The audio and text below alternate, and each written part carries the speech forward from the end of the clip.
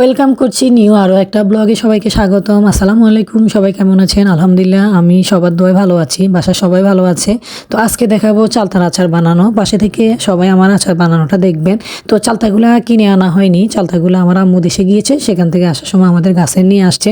তো এই চালতাগুলো বানাতে আমার যে কী পরিমাণে কষ্ট হয়েছে। চালতাকে আমি একটু সিদ্ধ করেছি হলুদ দিয়ে, তারপর এটাকে পানি ছেঁকে নিয়ে এটাকে আমি একটু শিলপাটাতে ছেঁচে নিয়েছি। তার কেন ছেঁচে নিয়েছি, এটাতে একটু মিষ্টিটা ঢুকবে, মশলাটা ঢুকবে এই কারণে।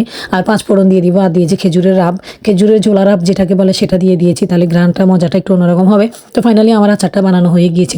আসলে সংসারের কাজের পরে বাড়তি একটা কাজ করা যে কত কষ্টকর, সেটা যারা সংসার করে তারা বুঝে। তো আমি আমার আম্মুর বাসার জন্য 1 বক্স, আমার জন্য 1 বক্স, দেখেছেন 2টা বক্স হয়েছে আচার। একটা আম্মুদের জন্য দিব, আমার বোন সহ খাবে ভাগ্নিরা, আর একটা আমি খাবো। আর এখানে নারকেল কুড়ানো ছিল ডিপ। আম্মুদের বাসায় যাব, বাসা দেখার জন্য যাওয়ার সময় নারকেল কুড়ানো এগুলো নিয়ে যাব, আর 1 বক্স আচার নিয়ে যাব। তো আমার আচারের ভিডিওটা কেমন হয়েছে অবশ্যই পাশে থেকে দেখবেন। আসসালামু আলাইকুম, সবাই ভালো থাকবেন। Thanks for watching.